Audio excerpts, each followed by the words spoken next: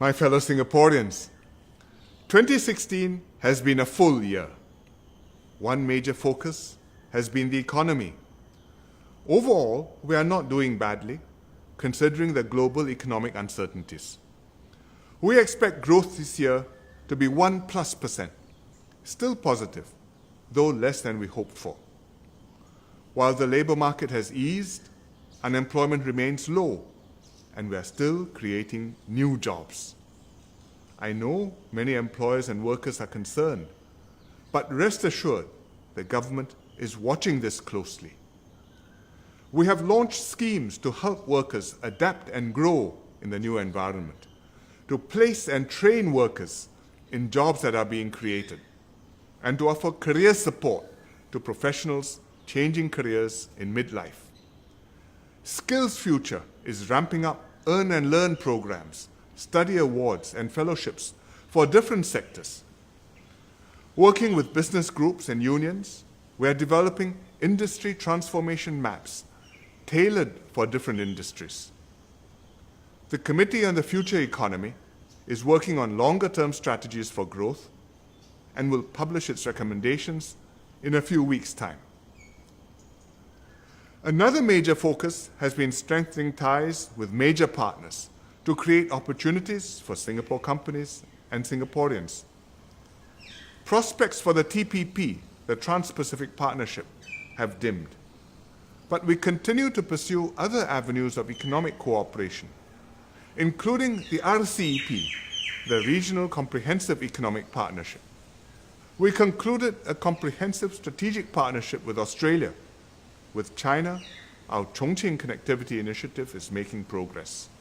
I held a retreat with President Joko Widodo of Indonesia in Semarang, where a Singapore company is developing Kendal Industrial Park. Most recently, we signed with Malaysia the bilateral agreement for the high-speed rail. At the same time, we are making Singapore a city for all ages. 26,000 households collected keys to their new or resale HDB flats and enjoyed generous housing subsidies. 150,000 senior citizens are benefiting from silver support. We've completed our review of the CPF and launched the $3 billion Successful Aging Master Plan. More parents are enjoying good and affordable preschools, with 17,000 more children benefiting from MOE kindergartens and anchor and partner operators. Our students have topped international rankings in PISA and TIMSS assessments for reading, maths, and science, and they are ready to face the brave new world. We've also updated our political institutions, in particular, the elected presidency. We now have a constitutional safeguard to ensure that we regularly elect presidents from the different ethnic groups.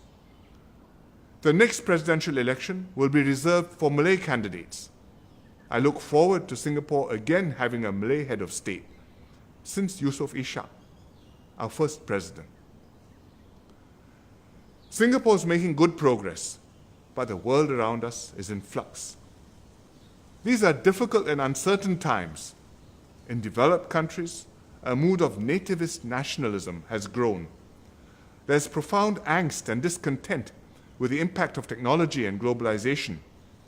People want to shut themselves off, to insulate themselves from foreign competition.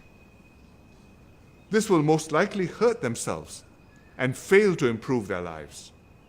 In any case, small countries like Singapore cannot close ourselves up. Our best choice is to stay open, to continually reinvent ourselves, and to stand out among the countries of the world.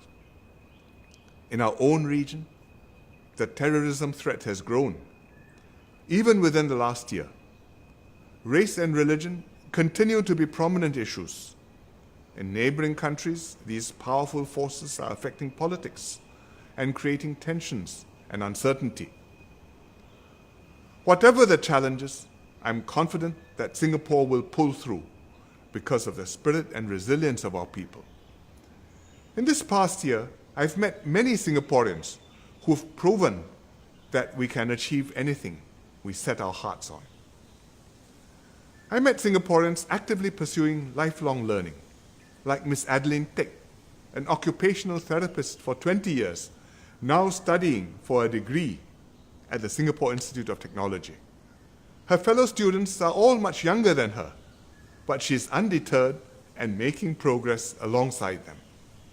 Mr. Muhammad Shamir started as a molecular biologist, but after 7 years, he launched his own technology startup at Launchpad at Block 71. A young entrepreneur, Shamir is active in the AMP, the Association of Muslim Professionals, helping AMP to set up a co-working space for other budding startups. During SG50, he was one of the organizers of Kita X, a festival that rallied young Singaporeans to exchange ideas to make Singapore better for the next 50 years. Memorably, Joseph's schooling showed us how big, improbable dreams can come true with faith and determination. It was not easy, but he put in the hard work. As he walked out to the pool in Rio that day, he carried the hopes of all of us. We cheered him on, hearts in our mouths, as he swam the men's 100 meters butterfly. When his hand touched the wall, the whole nation roared in celebration. For the first time, Majulah Singapura played at the Olympic Games, and we sang our hearts out. We did it again a month later, when Yip Pin Siu struck double gold, breaking 2 world records along the way, and Theresa Goh won a bronze at the Paralympic Games. Our SPEC scholars' achievements were the result of years of dedication, sacrifice, and hard work. They dared to dream, and they were determined to make their dreams come true. They prove, in Joseph's words, that even people from the smallest countries in the world can do extraordinary things. Besides those who win gold medals or dream of changing the world with their startups, I also met everyday heroes who quietly do their best, day in and day out. Volunteers like Lalita Manaya, who conducts free gardening programs for children and mentors teenagers to care for the environment. Pioneer generation ambassadors like Ko Ting Biao, Satyabama Karunakaran, and Aziza, who not only go door to door to explain the government schemes to senior citizens, but go out of their way to befriend them, personally bringing them to clinics for checkups, selflessly offering help and support. Their sustained collective efforts help make a strong and cohesive society. It's because of all these Singaporeans and many more that I'm confident we can continue to do well despite the uncertain times. The Singapore story is a story of ordinary Singaporeans doing extraordinary things together. It's your story, my story, and the stories of everyone around us.